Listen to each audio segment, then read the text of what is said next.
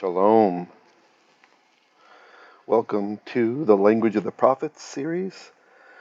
We are on Torah portion Vayishlach, and this is the second part of the second Aliyah. I wanted to make sure that I didn't go too long, as the first Aliyah went quite long.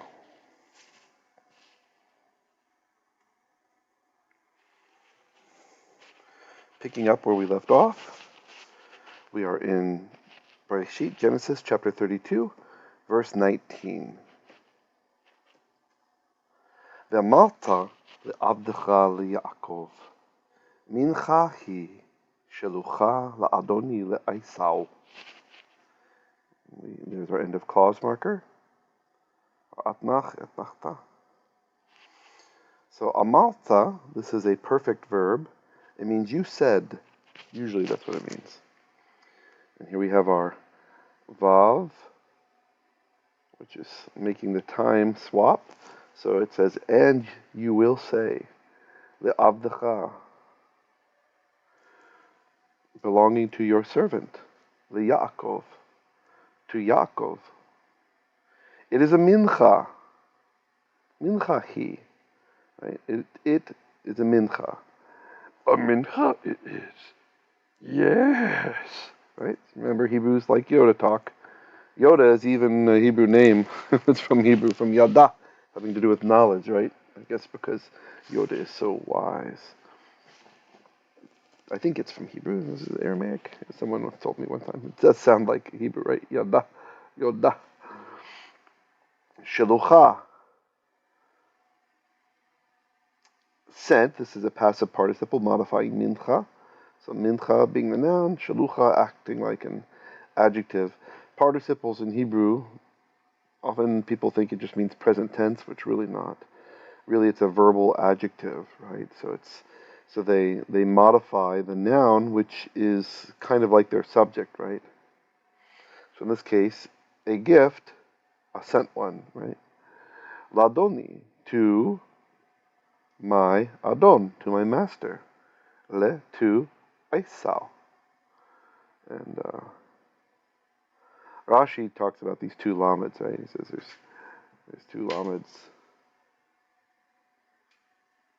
Right? And the first is it's actually from the previous verse. Yeah, I'm sorry. The first is asking to whom do they belong, and the second one is to whom are they being given, right? It's the ulemi, it said in the previous verse, I think verse 18, right? Ulemi and ulemi, right? So that the first ulemi was to whom do these belong? Esau hinting, and the ulemi was hinting, and to whom are they being given, right? So not these two lamets, sorry. It's a little late by me right now. To Esau. And mincha I marked here because it's interesting. This actually comes from the verb nacha, right? As we can see in Shemot here, nacha, which is to lead, right?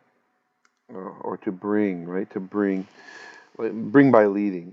And we see this also. I give the example here from Shemot, which I got from one of the sages mentions this. But you'll also see this verb very famously in Psalm 23, right? Yancheni lemagle tzedek leman shemo, right? He guides me on the trailer tracks of tzedek, of justice, of righteousness, leman shemo, for the sake of his reputation, right? His name, right? And it's the same verb here as nechei. So here the verse in Shemot, it says v'ata lech, and now go, nechei, lead et ha'am, the people, el asher, unto where dibalti, I spoke lach, to you. Behold, malachi, my angel yelech, will go lefanecha, before you. Uvayom fakadti alehem chatatam, in the day of my visitation, when I will visit upon them their sins. Okay, so anyway, the point is nacha, to lead, and so, or to bring, right? Lead or to bring, and so the point is that mincha, it's a gift that you bring, right? We have other names for a gift like motan, and there's a what's the rare one? It starts with an aleph. Is kind of a very rare one. I think it's asha. I could be off on that. Anyway, finishing off the verse. Vehine gam hu achareinu. And behold, also that one is after us. Verse Kaf 20. Vayitzav gam et hasheni gam et hashilishi gam et kol haholechim acharei adarim le'emor. Tzav from command. So and command also. The second one also. The third also. Kol haholachim, all that are going acharei after ha'adarim, after the eders, right? These little troops of livestock that are controllable by one shepherd alone. Lemor saying, Kadavar hazeh tebarun elesaho b'motza achem oto. According to this word, right? The kaf is like or as. It's literally like the words. You see the footprint here, the patach and the dagesh forte, showing that there was a ha here, right? There was a definite article. The ha fell away because it's kind of hard to say ke ha davar. I've only ever seen one example of the ancient way of keeping the hay in there, and it's in one of the Psalms. It says be hashamayim, where by the time of standard biblical Hebrew, it should have just been ba shamayim. So it's interesting. Hazeh, this one, tedaberun, you shall speak, and then we have this noon here, right? The noon, the paragogic noon. So again, as I mentioned in the first part of the first Aliyah, the first part of the second Aliyah, the paragogic noon often functions as an exclamation point, right? It's not really so necessary. And it's in this case, I believe Yaakov Avinu has it here, signifying I'm telling you to do exactly as I say, right? He could have just said Tidaberu, right? But Tidaberun El Esau, to Esau b'motza achem. So matzah is to find, right? And this is an active participle. And when you attach a bait in front of an active participle, it usually conveys the English meaning of win, right? And with participles, we don't put the same endings on as we do in normal verbal forms. We instead use da da da da, pronominal suffixes, yay, chem. Your suffixes are coming in handy. B'motza achem. So when you all find oto, him, pronominal suffix o, meaning Esau, right? Pointing back to Esau. Verse Kaf Aleph 21.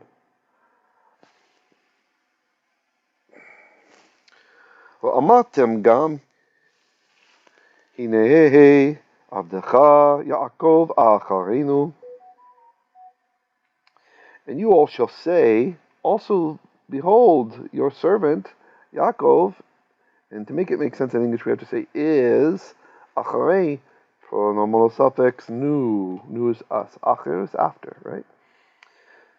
Ki amai achapraha fanahav v'mincha haholechet lefanai v'chaychen ere fanahav ulai yisa fanai. For he said, this could actually also be the key emphaticum, right? So it could be a little exclamation point. Either way, because or for, or just add emphasis. Either one's okay here. For he said, and now they're quoting what they're supposed to say about Yaakov. Turn this down. Sorry. Okay. Achapara fanaiv. Let me cover his face. Vamincha. Oh, okay. So I'm sorry. Yaakov speaking to himself now. This hey at the end. If you're confused by this is indicating the cohortative, right, which only occurs in first person. So it can be first person with an aleph or first person with a nun, I or we. Right? If he just said achaper, then that would mean I will cover. But achapera, it's something like let me cover, right? May it be that I will cover, right? Similar to third person with just a force, but different for first person. Let me cover, or let me atone, panaiv, his face. It could actually mean let me purge also. If we lean more with the Akkadian meaning of this verb, but I don't think that's what's happening. Bamincha. Okay, so you might think this is in the gift, right? This one here, in the gift that's being brought. But bait oftentimes conveys an instrumental usage, right? Although usually when it's being used instrumentally, but usually I mean like more than half the time, it comes before the verb, right? Just so you know. That's a good indication that it's going to be instrumental. It can also be instrumental after, like it is here. It's not as clear, the syntax. So, let me cover his face with a gift. Haholechet. Okay, this is feminine active participle from halach. And halach, you know, to go, right? And it's agreeing with mincha, right? So this is our noun, mincha. Holechet is our verbal adjective, right? Or active participle is the more common name. Right? And I like to call it verbal adjective because it helps you to understand why it's a feminine singular ending. Feminine singular ending. Look, we have the hey because it's definite, right? So we're expressing definiteness here with the hey, and as I explained, this one also, or maybe I didn't explain. There's also a definite article here too. See the patach and the strong dagesh inside the mem. That's an indication that there was a ha there before. With the gift that is going lefanai, before me. And after such, so the verb ra'a, you know. Okay.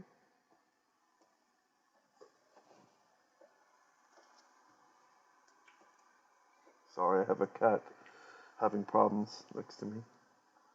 Okay, kitty. Made a mess on the pillow. Okay. Sorry about that. Maybe the Satan is trying to interfere with our recording today. Pay extra attention today. Maybe there's something in here that Hashem has for you to hear. Usually I would edit that out, but I don't have time right now, so you'll just have to hear this. Okay, so Er'ei fanai, I will see his face. Ulai, perhaps Yisa fanai. So Yisa might be hard for you to recognize. It's a pei nun verb. There's a nun as the first root letter, and that's what the dagesh forte signifies inside of the sheen. That in ancient times it was yin sa, and it became yisa. So nasa, easy to remember, just like NASA takes things up. Yisa is to lift up, or to bear. It can mean to bear. So perhaps he will lift up fanai, my face. And this is in the ancient world, the concept of having your face lifted up or your head lifted up. Oftentimes more often we see in the Torah the head to be lifted up. It means to find someone innocent, or to look on them favorably, right? So it kind of makes sense. You feel bad, you're looking down, maybe like a guilty person, and then if the judge lifts up your head, then that's great. Okay, let's get on to verse Kaf Beit 22.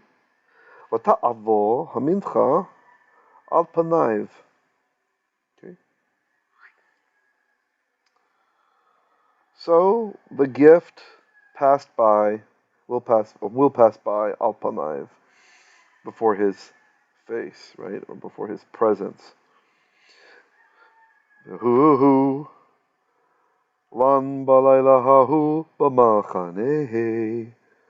And he, lan, so this is from loon or lean, however you like to remember it, and he lodged, actually, but he, because we don't need to say he. Lan already means he lodged. He spent the night, right? So this he and pardon me, this who, English he, is not superfluous. There's emphasis here. And this is how I know definitely to translate the bait, the vav as but. Because he's sending all the other people over, but he himself lodged. See why I'm saying himself? Because I could have just said veyalein, right? And he lodged, but it's vehu lan, but he himself lodged balayla hahu in. Literally, it says in the night, that one, right? Because that's how we say in that night in Hebrew. Again, atstein kiska. So look, the ha definite, and the dagesh in the lamed shows you it's definite. So in that night, b'machane, in the camp. Okay, proceeding on to verse 23.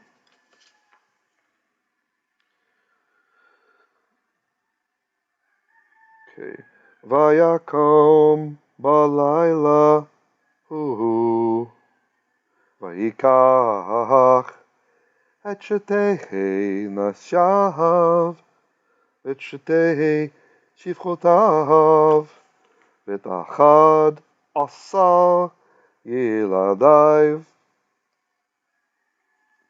Okay, so yakam, you should know this from kum. It's a hollow verb. There's a vav there. So the root is kuf, or kof, however you like to say that.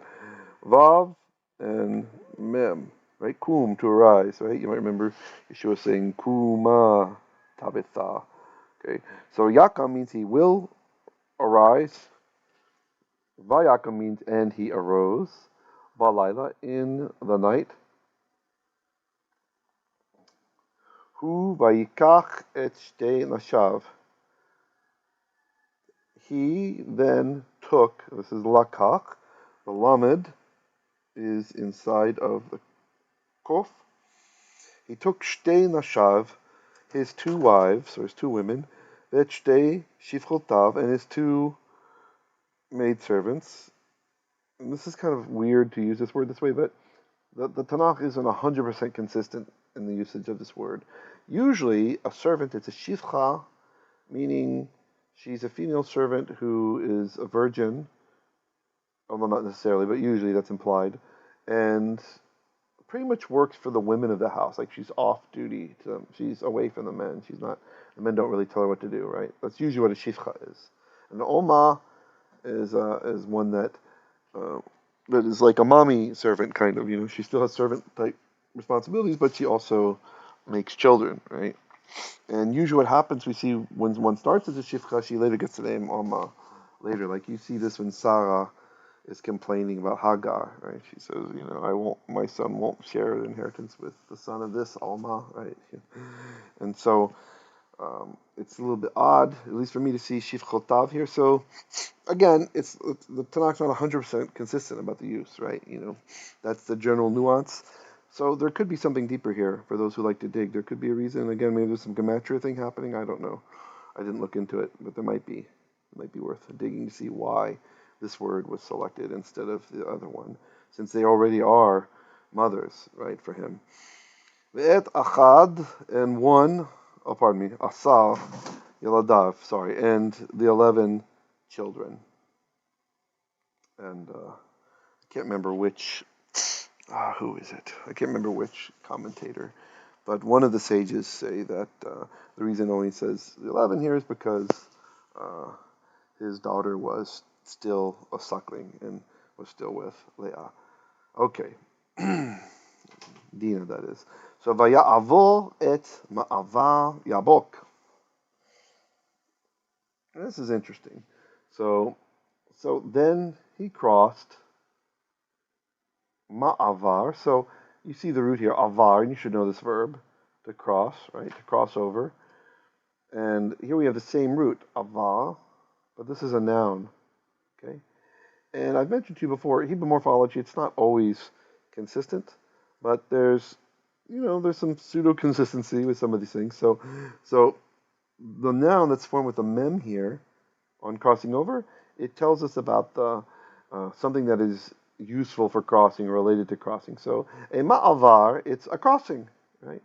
When we're dealing with rivers and stuff, oftentimes this gets translated a ford, right? It's like where the water is low enough that if you drive a Jeep across it, the tires will get wet, but you're not gonna bottom out or something, right? So that's what that is. Yabok is the name of the river in question. And it's interesting. Here we have the Rashbam mentions that, in his opinion, Yaakov's intending to flee, and that's why he crossed at night. Vayakom balayla. And he cites an example. David HaMelech did this when fleeing from his son Avshalom. That all of the troops they crossed over with him, and when the morning rose, there was not a single one left. That's 2 Shemuel 17:22.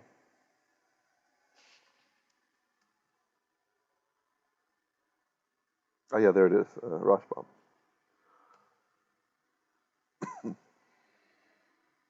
Verse 24.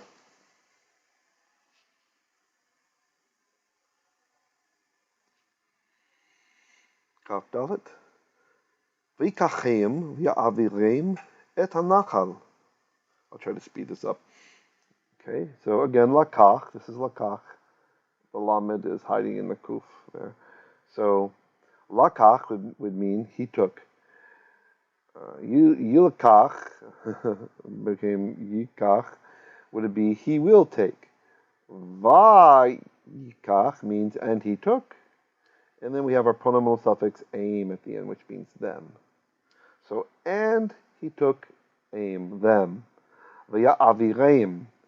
This is a bit hard to recognize. Again, it's our verb avar, to cross, but it's in the hefil binyan. And, I've been teaching you that usually you find a yod before the third root letter, which would be the resh here. But sometimes this doesn't happen. Sometimes you have the hirik, or sometimes it'll become a strong sari or something. So this is a hefil form, v'ya'avireim, and he made them, he caused them, the aim pronominal suffix, to cross. Hanachal, the wadi. V'ya'aver et asher lo. And here we see what I'm talking about, the yods, you have it sari here. And he caused to cross that which, that's asher, lo, was his. Literally to, pronominal suffix, to him. That which was to him, he caused to cross. All right. Verse Kaf He, 25. Vayivater Yaakov le'evaldo. Okay. So this is from this. Yatar is to remain, right?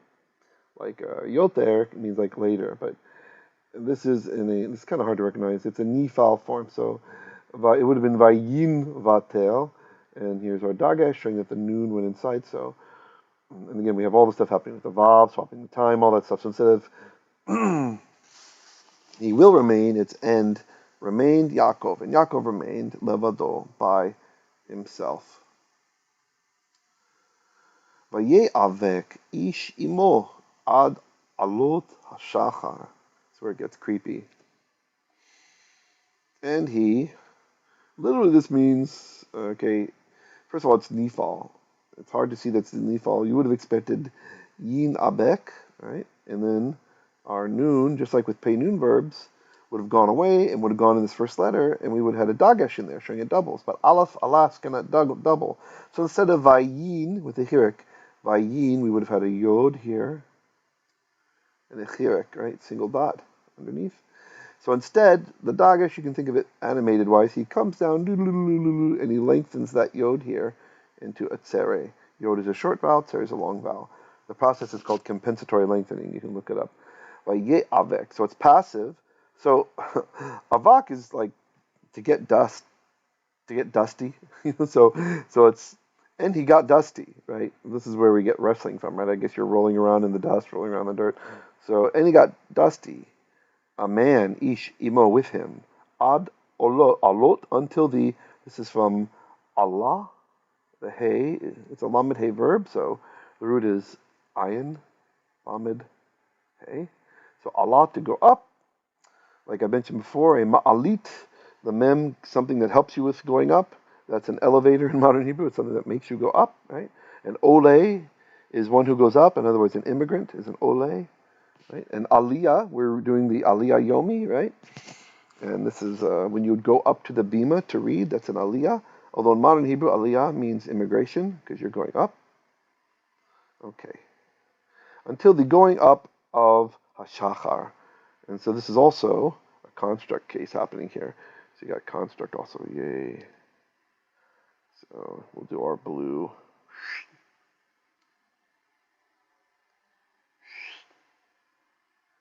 You see how this ta'am, this is the beracha. He kind of curves to this way. He's telling us, hey, I'm connected to this next word. Right? So hashachar, shachar is dawn.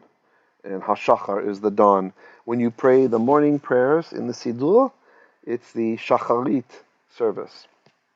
Right? The morning service, the thing that happens at dawn. And I want to show you something from this Avek. It's interesting. We have this word in the Mishnah, Pirkei Avot, chapter 1, verse 4. There's a kind of a famous phrase here. It's Yosei ben Ye'ozer, ish tzareda omer. Okay, so sometimes people leave out this ish tzareda. Right, so and they'll just have Yosei ben Ye'ozer. So Yosei, son of Ye'ozer, said, Yehi veitecha beit va'ad l'chachamim, v'hevei mitabek ba'afar haglehem, v'hevei shote batzama et divrehem. So he says, let your house be a house of gathering for the chachamim, the wise ones, the sages. V'hevei, and be nitabek. So here's our verb abek. This one is in nifal, but here in Mishneh Hebrew we have it in hit pa'el. Covered in dust, covered ba'afar, with dust. Remember I said the bait can be instrumentally. That's what's happening here in the Mishneh Hebrew too. Raglehem, the dust of their feet. Right, this is a construct chain here. V'hevei shoteh, and be drinking. Vatsama, with thirst. The thirst, or thirstily probably is better in English. Divrehem, their words. It's very nice, right? We should be down in the dust of the feet of the sages, is even, be close to their feet. Like, and this can make you think about Rav Shaul when he talks about, he's saying, look, this is what a scholar I was in my understanding of Jewish things. I sat at the feet of Gamliel. Right? You see this concept of sitting at their feet down in the dust, right? It's worth it to be close to them, to be close to that chokhmah. Okay. Verse Kaf Vav, that's 26. Vayah, pardon me, Ki lo yachol lo, vayigah, b'chaf Yericho.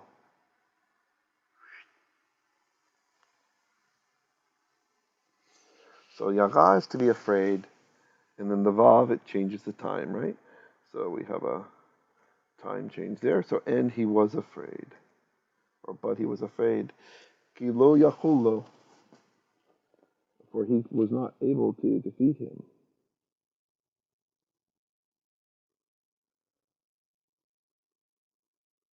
Vayigah, b'chaf Yericho. Yericho. Okay, so this is kind of interesting. So let's have a looky here. So okay, so let's come back over here. So Vayara. Oh, okay, wait. This is actually Lamed Haver, Ra'ah, to see. So Vayara, and he saw, and he noticed that he was not able to. Literally to him, he was not able to him. That means like to defeat. Like when you look at this, usually these Hebrew phrases, lo yachol or yachol, he wasn't able to, or yachalti, I was able to. They usually come across into the Greek as dunatos, something with dunatos, like to have power, right, to have the advantage, etc. So that's what's implied in the Hebrew. Vayigah, and he touched. This is naga. There would be a noon here. Naga. Okay, that's not going so well. I have a highlighter on, but that's why there's the dagesh inside the gimel.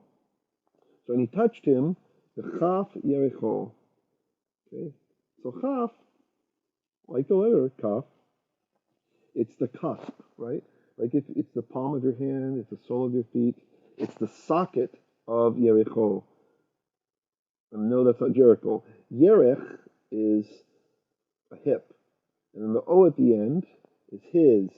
So in the socket of his hip, right? It's the cusp. It's that shape, right? That kind of concave shape. Vateka kaf yerech Yaakov v'hei avgo imo. Okay, so let's change color here. So what's going on here? Well, teka. So what the heck is teka? Teka is kind of a weird word. Okay, so the word is actually yaka. It's a pei yod verb, so that's why the yod has disappeared. Yod doesn't like to hang out in the first part of the verb there. And the tsere, anyway, we'll come to that in a sec. So the kal means to turn away disgusted, right? To dislocate, right? This is halot, right? According to Klein's, DCH, it says to be alienated. It has this other meaning too, to dislocate, but it's interesting that it can also mean to be alienated. Okay. So he again, Vav conversive, and he dislocated the Kaf Yerech Yaakov. So you might be wondering, why is this one over here Yerech, and this one over here is Yeracho, right? Well, this one has a suffix, right? And this is what happens with segulets, right? So they form like this. So the Yerech of Yaakov, so this is a construct chain here. Sorry, it's green, not blue. The socket of the hip, or thigh rather, pardon me. Where it connects to the hip, right? There's no socket technically on the, so the thigh comes up to the hip of Yaakov. Okay, and now it gets interesting. Behe avko. Okay, so the O at the end. This is, oh man, these cats are going very crazy right now. This is active participle when of a nifal, active nifal participle. So the bait means when he got dusty, wrestled imo with him. Verse Kaf Zayin. Vayomer shalacheni ki Allah hashachar. And he said, send me away, for the dawn is coming up. Vayomer, but he said, lo ashal lecha. Pardon me, lo ashal lechacha. I will not send you out. Ki im berachtani, unless, so ki is flexible like this, you have to be flexible. The ki im, in this case, it's unless berachtani. So barach, to bless. Right? This is a PL. The reason you have the tseri here is because the resh can't take the doubling, dagesh. So you bless me. 28.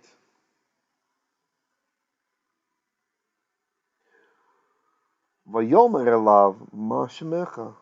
And he said unto him, what is your shame? What is your name? Vayomer, and he said, Yaakov. Right?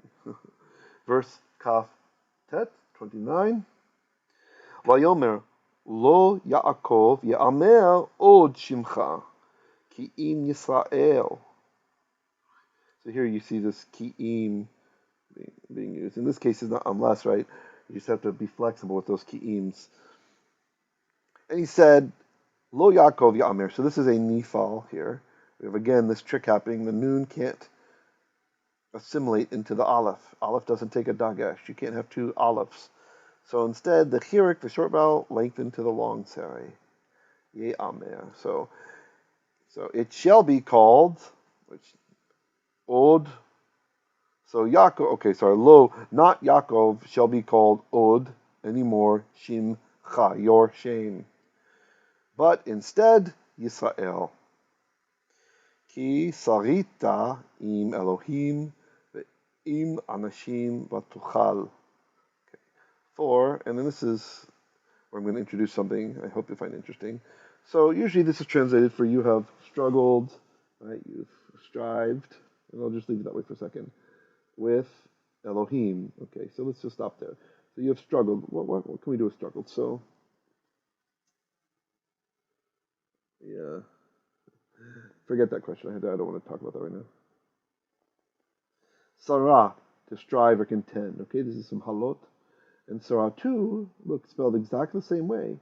A biform of Sarah, which is to rule, from the root Sar. This is where we get Sar from, right?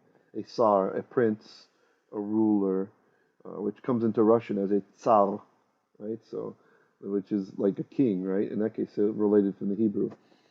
So it could actually mean for you have been prince-like, right? Or exhibited nobility. It can also mean strive or contend, either one. Im with Elohim, with God. Ve'im, and with Anashim, and with men. Vatuchal, and you were able. And remember what I was saying about the able? It was like the dunatos, right? You had the power. You've got the power. Now with Elohim there, it doesn't just have to mean God, right? It can mean divine beings. And it looks like I got something out of order here. When he's asking, why do you want to know? Oh, okay, I'm sorry. We're not there yet. Great. So this could be, you will be called Yisrael because you are princely together with, like you behave as a prince, you behave, majestically, you behave in a noble fashion with divine beings, which is what the angel is, and also with men. You're able to, like you're able to prevail in those situations. Of course, the plain meaning, it seems to be strive or contend, right? But not necessarily. And so this idea that Yisrael means he wrestles with God, this plain understanding, it's a little bit off, I think. Right? It's not that we're wrestling with God. Our ancestor wrestled with God. It's that he wrestled with an angel, right?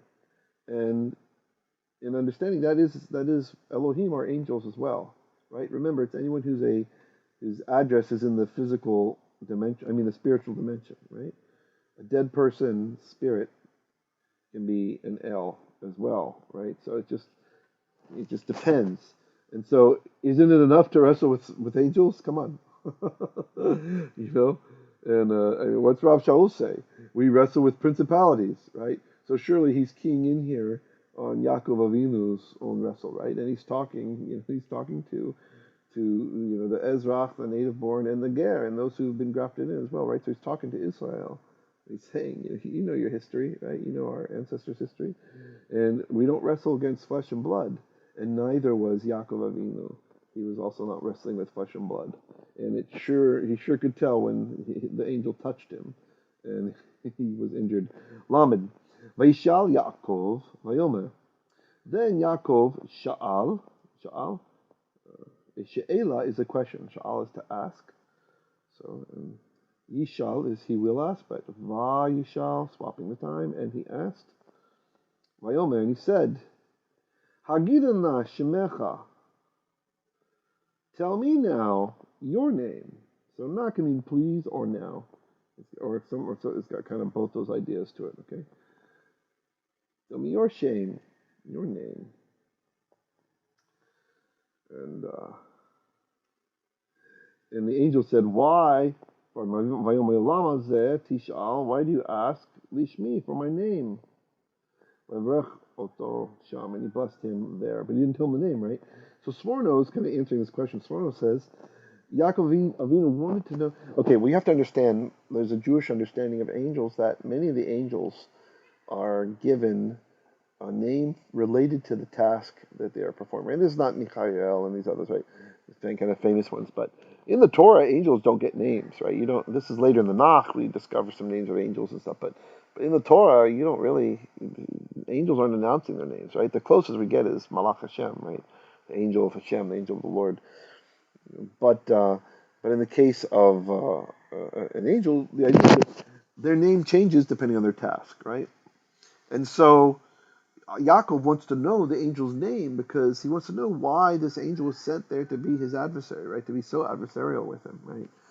Um, and Simona says the reason he wants to know that is so that he can see if there's some unknown sin in himself that allowed this to happen. We can really learn from this. This is in our own lives. If we have some kind of contention in our life, with a person or even a spirit, right? Or something seems to keep happening, or there's a weakness in our armor, we can ask ourselves, look, it's not necessarily just wicked spirits getting a hold of you, right? It could be Hashem is allowing it to happen, right? Because you deserve it. So we got to ask ourselves, well, like Yaakov is, or if Sforno's right? Again, this is speculation, but this is proper rabbinical hermeneutic. So we look to a great person in the Bible and we try to emulate them, right? So what is he doing? He wants to know the name so he can know what sin he did, so he can correct that and also make teshuvah for it.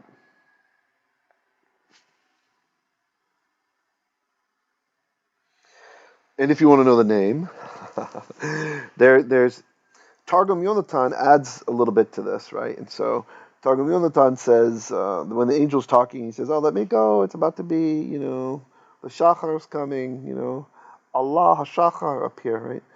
So in Targum Yonatan, Pseudo Yonatan, it adds to that. In the Aramaic, it says, he says why he has to go before the dawn comes, right? It answers a nice question. The Targums answer great questions, right? Because you're wondering, why has he got to go before dawn? Do they like turn into a pumpkin, if the sun comes up on a malach? What's the problem?